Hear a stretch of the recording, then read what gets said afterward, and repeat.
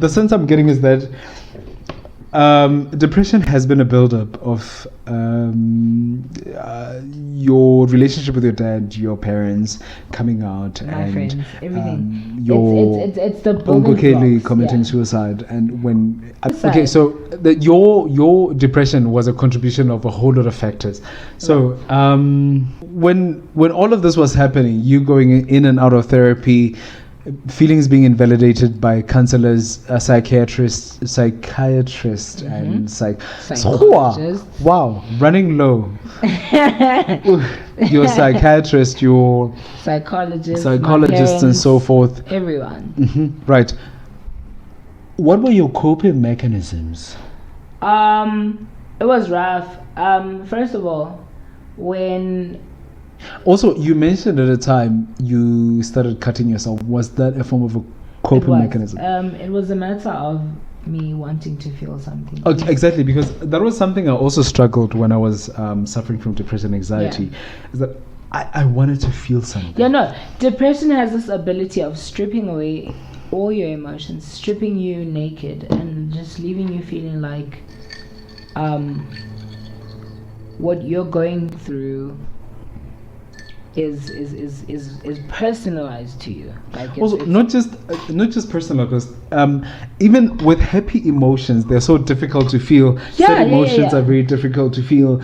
Anything in between, it's just really hard to feel. So you just want to feel something, and my coping mechanism was men. Oh no, for sure, same. For sure, same. And it wasn't because I wanted to relate with these men, but I just wanted to feel just something. a distraction. Yeah, it's a matter of just wanting to distract yourself, whether it's through physical contact, and that could be through sexual interactions with men, or just like letting them just treat you like a piece of shit, and you're like okay with it, you know. Did you ever find it comfortable to discuss these details of your depression with your therapist, or did you ever feel like maybe this bitch ass nigga is going to judge me beyond? Oh no, for sure. One thing that I've always had to be careful of is what I tell my psychiatrist, because if I overshare, quote unquote, Of course. and I overindulge her, then she can easily be like, okay, you're not stable. Let's get you back in the mental. Let's get you in the loony bin. And like, I've been in a mental institution. I've been institutionalized way too many times to be okay with it happening to me when I'm in a space where I feel like I'm okay. Because like right now, things aren't going great in my life. Like I can't necessarily say I'm so happy about this and that and that and that. No, I haven't been in school since last year. And school started 1st of March. Yeah, no, school has been and cancelled because of hallelujah the coronavirus. COVID-19. Thank you so much. They gave First me of all, COVID-19 is not a role model. shout out to Miss Coco V. Guys, Miss Coco V gave me time off. Like Miss Coco V was like, sweetie, you don't have to go to school. Of Stay at course. home, Yeah. type of thing, you know. An activist. And like, yeah, she's great. She's SRC. truly a student representative. C for COVID-19. Yes, student Coco virus representative. Student representative of the cocoa virus. the cocoa infected. Type of thing, you know. And like, I'm so happy. Like, I'm so happy I don't go to UCT for starters. Okay. I didn't get kicked out of res. I'm going to ask you something tricky. What race was your psychiatrist and psychologist? So for a very long time, I've always wanted to have a female black psychiatrist. The age never mattered much to me, but I always wanted them to be as young as possible, like as close to being a millennial. Was there a specific reason behind this? Yes, there preference? definitely was a specific reason, because I felt like they could relate with my struggles a lot more than a boomer would. Like if I had to find a psychiatrist in the 60s, a white man or whatever, they wouldn't relate to me as well as a 27-year-old female, black female would, you know, type of thing. And also beyond relations, one thing I found is that these professionals, they always try to drag it back to how we have absent fathers and oh no, for sure we're not raised with so emotionally available parents. Yeah. I think for them, like with every, we are a typical yes. What is this? You're a stereotype. Study. Yeah, you're a textbook study. Exactly. Like with every profession that you study, like there's always a stereotype that fits the narrative. Like whether you're trying to be a medical doctor or whatever, there's always a stereotype that fits the books of your case studies, of course, quote unquote, of your case studies, of your theoretical ideologies. Exactly. We've read about it. We've seen this type of thing. Exactly. So for me, textbook narcissist. Yes.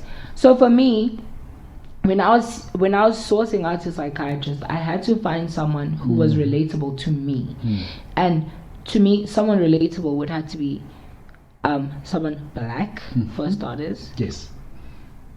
Female. Because I don't relate very well to men. I don't have a healthy relationship with men. My dad has been absent for as long as I've been alive. And my mom has always been a figure of being present, a source of knowledge, a well of everything, really. And like, even though I've had to teach her certain things and educate her and enlighten her, but like, she's always been a source of information and whatnot, you know. So for me, I've always felt the need that I need to find a psychiatrist that's black, that's female, that's of a certain age, and that's 35 and younger type of thing. Of course. Of which I did, which was great. I found my psychiatrist. She was very understanding of my sexuality, my experiences, and whatnot. And I told her, and I was like, this is what I'm going through, this is what I'm facing, this is what's happening right now. And I broke it down to her, and I made her understand. And she's my third psychiatrist, right? I went through my first psychiatrist was a male man in his 40s who was very religious. At some point he told me that your depression stems from your lack of connection to your God. You know, which was rough, because it's like, first of all, I grew up in a religious household with both my parents being pastors. Yeah, exactly. And now, first of all, I've got issues because these people go around telling people that if you don't fit a certain caliber, and this is you, if you don't give your life to Jesus Christ, if you don't do things a certain way, if you don't speak a certain way, if you don't dress a certain way, if you don't do things a certain way, then the kingdom of heaven is not for you to rejoice in. Of course, because you are attracting certain entities that are unacceptable in the church. So I'm now, first of all, I'm coming from that trauma of being a young gay black man who's going through a traumatic time where everywhere I go I'm being made to feel like I don't fit in, type of thing. Like I shouldn't be here. These aren't my people, this is not my crowd. And when I try to source out my crowd, I'm being then told, what you know is already the stem of your problems. Like you are attracted to men, that's a problem. That's why you are depressed. You're depressed because you're addicted to males, which is not true. Like this guy, like you woke up one day and decided I'm going to be attracted to men. I didn't choose that. I didn't want that. Like if I could choose between men and women, I definitely choose women, because being attracted to men are trash, for starters. Secondly, you're attracted to men, that means you're subjected to so much abuse, emotional, physical, spiritual, and any kind of other abuse that you can think of. You will be subjected to because of men. You know, they always think of themselves as top dogs, top of the food chain, superior, better than everyone. Yep. Exactly. So now I've outsourced my help, because I can't speak to my parents, who are very religious heads in a church and whatnot. I can't speak to these people about the things I go through. So I outsource my help. And my help is telling me the same things that my parents have been whispering in my ear, essentially, that, hey, sweetie, your life won't be great if you want to be a homosexual man, type of thing. You know? So I've always wanted to be a man who seeks out help, because guys, getting help is so important. Therapy is very important, you know, type of thing. But don't just get a therapist that's just a therapist for the sake of being a therapist. Get someone that's relatable, that's going to be able to help you navigate your issues from your sexuality to your religion to your spirituality to your core existence to your core values system, your belief systems and whatnot, you know, type of thing. So for me, I've been very self-aware. I've been very aware of what works for me and what not works for me. And I finally found someone who was like, hey, listen here, you may not be comfortable with being hospitalized, but I'm gonna hospitalize you. I'm gonna put you on antidepressants. I'm diagnosed with bipolar type 2. I have to be on mood stabilizers. I can't take antidepressants because antidepressants trigger maniac episodes in a person with type 2 bipolar. But I said to her, listen, I've been dealing with this stuff for the past 5 years, and I'd like to think that whatever medication that I'm on, I'd like to think I have some influence over it. I can manage it to some extent. Don't put me on mood stabilizers, because the only thing mood stabilizers do for me is just make my depression less severe, but I'm still very depressed. And if you're someone that deals with type 2 bipolar, there's 3 types of bipolar. There's type 1, type 2, and there's cytochromania. That's the type 3, which comes with rapid cycles of mood swings, right? So type 2 is when your maniac episodes start, but they never peak. Like, you'll have maybe 2-3 days of like raging and you're happy and you're wild, everything's great, and then I'll just slip into like a whole week of like a depressive episode, and I'm just like, oh, I hate my life, I hate school, I hate the fact that I'm breathing, type of thing, you know. And I finally found balance. I finally found someone that was like, okay, listen, you'll go through this is normal, it's very normal for you, because this is what your brain is doing at this time. I'll give you this medication, this is what this medication will do to you.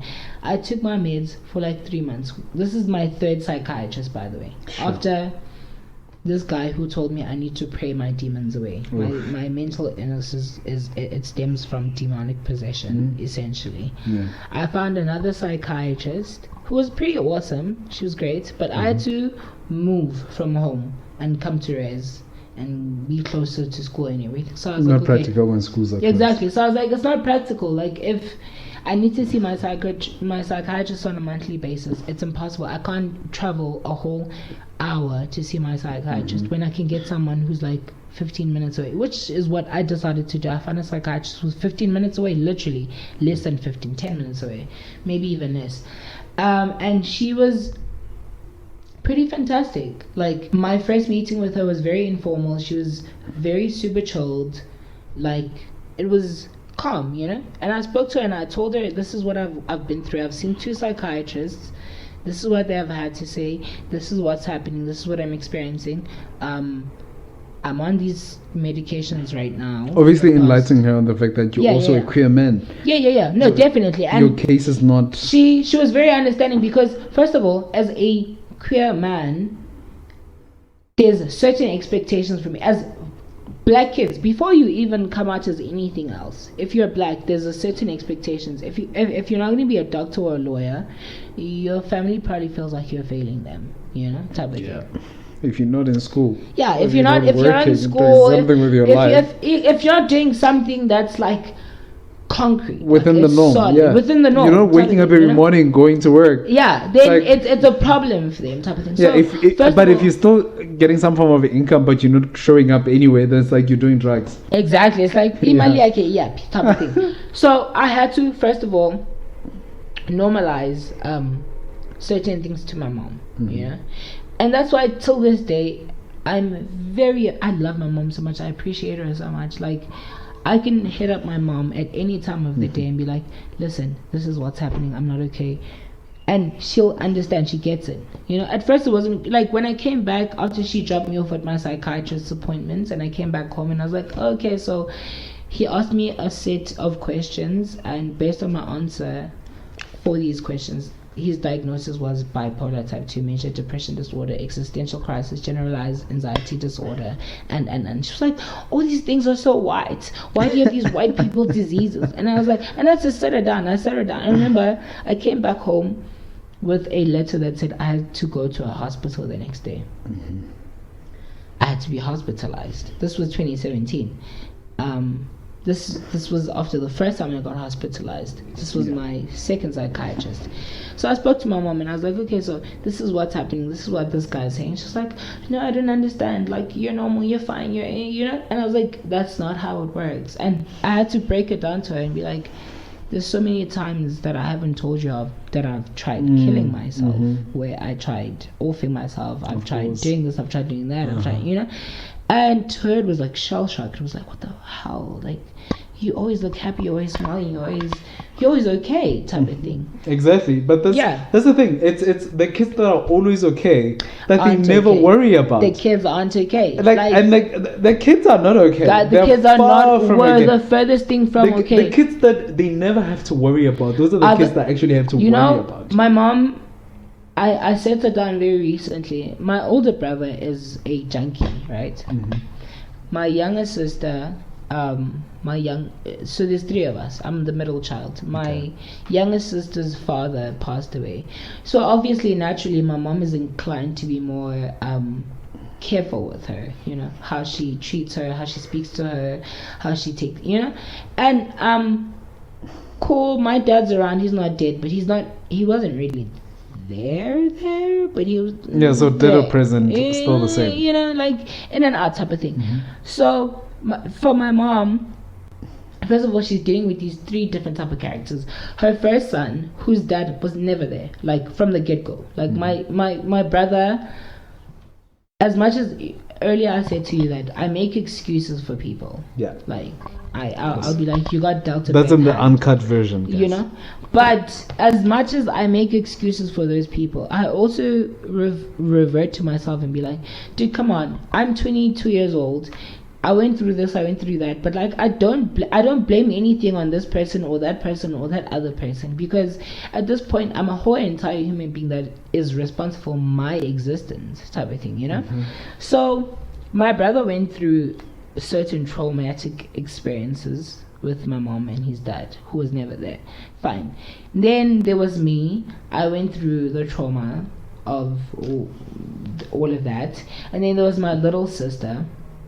And then in all of that, in all of my things where I was not okay and I wasn't fine, I still had to be considerate of these three other people essentially, my mom and her two kids. But then also, I think one of the things that contribute to depression is always putting yourself last. It's the fact that you always have to put yourself last. I cannot come out because what will people say? I cannot now introduce my boyfriend because what will my mom think? How will my mom feel?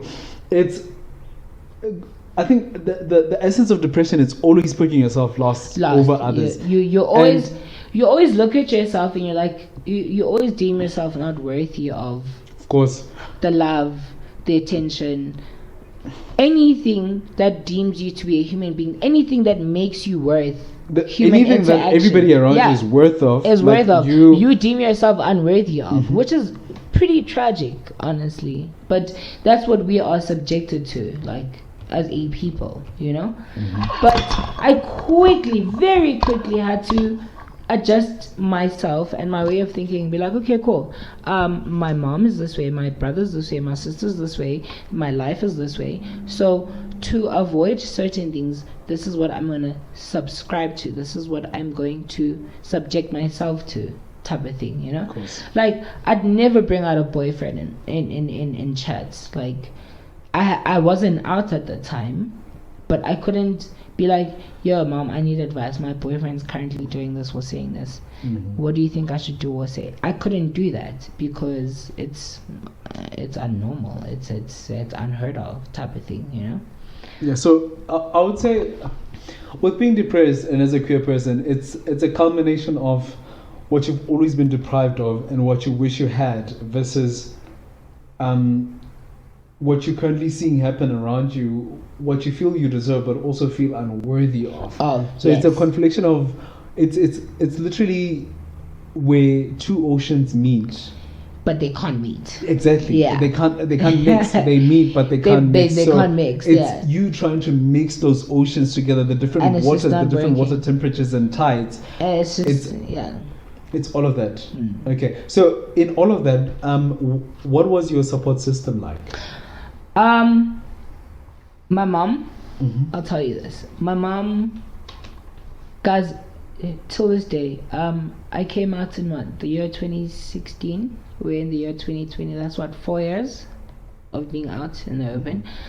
And even prior to that, even though my mom tried to dictate certain things that go and don't go in my life, you know.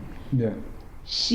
Moms know from the get-go, from the first day, the day they give birth to you. I feel like that's why my mom always says, I want grandkids. And my response is always, if you want grandkids, because good luck. I ain't doing that. You know? Something. And with my mom and my dad, I've always had to like talk this whole narrative of grandkids and whole in-law. I'd had to talk that narrative out of their brains, because I'm like, first of all, I don't want to get married. Like, I don't want to get married because marriage is already a reach in the gay community. It's a reach. It's like, first of all, I need to commit myself to an entire human being and be like, and that's another man with trashy, do you understand, complicated beliefs, committing to another man with more or less the same. We have men. It's like a north attracted to a north.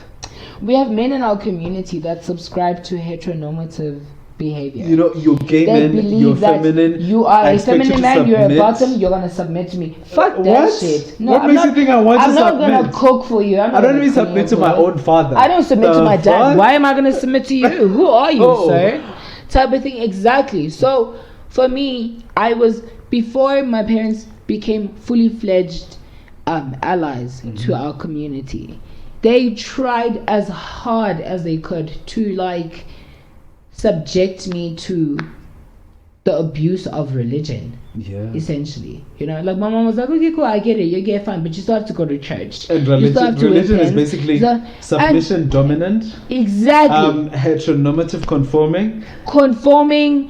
It's dogmatic. It's just like you are subject to so much abuse. That he cheats, it's my fault. It's my fault. Make my pants shorter. Hella. Like what? Hella. No. Hey, please. Guys. Yo, masi again. And fun babo no babo jonga. And fun. Tell you off. Please, immediately. Guys, mark me absent. Absent, ma'am. And Jesus. Yo, register. Oh. So it's always been rough. Like even now, I'm fully out. I'm fully open. My mom is. I remember there was like a time where my little sister, and I even posted this on my Twitter. My little sister was exhibiting signs of hypersexuality. You know, she was like, I want a Christian man with a big cock and blah, blah, blah, blah, blah. And my mom saw all of that. She put that shit on her status. And my mom saw all of that and she sent it to me. And I found it very humorous. And I was like, well, you can't get upset because, first of all, this is the age where we discover sexuality. She's exploring. Exactly, you know. She realized that everything is not at her age, I was texting so many men on Mixit and Mix33. What's this? Go to toilet. All these toilets. things. Exactly. That's why I was like outed in high sweetie, school. Exactly. Somebody posted on toilets say that Lebo is gay. He's dating so and so in his class, and I was just shaken. Exactly. I was like, what? You? Exactly. So we were subjected to go through all of that, and like I tried to make it as normal as possible for my mom, and I was like, listen, this child is 13, 14. First of all, she's not sure of her sexuality. Yes. She'll chat men up on these social platforms where she's like, oh, look at my vagina, I'm so horny for you. But first of all, you will never give her money to get on 7 taxis to get to this man, because half of the men who prey on us on these social platforms, because so many men are very familiar of what we go through, and it's part of the gay culture. Definitely. A lot of us, we had our first sex encounter because we necessarily didn't know what we were doing. What you were doing, exactly. But because like there was a higher hand. Yeah, someone older, someone more experienced. Of course. Exactly. And that's why a lot of us started having sex at such tender ages. Exactly. It wasn't necessarily because we were able to consent to it. No, exactly. Like it was I was feeling something and it felt and good. someone capitalized on what I was feeling. Of course. And it wasn't even just capitalism, it was manipulative Yeah, capitalism. they manipulated me into thinking it's okay, because before you even like engage someone on that level of physical contact, you're already aware that this is wrong. Whatever, whether you come from a religious background or just a background of parents who tell you don't have sex until you're 27. But you know that if a man touches you, it's wrong. But your body is making you feel like it's right. Everything that's happening right now is right. And then at a later stage, it all dawns on you that from 13 or 12, all the experiences you experienced were just uncalled for. They were not okay. And then it dawns on you, and suddenly you're fucking depressed. Exactly!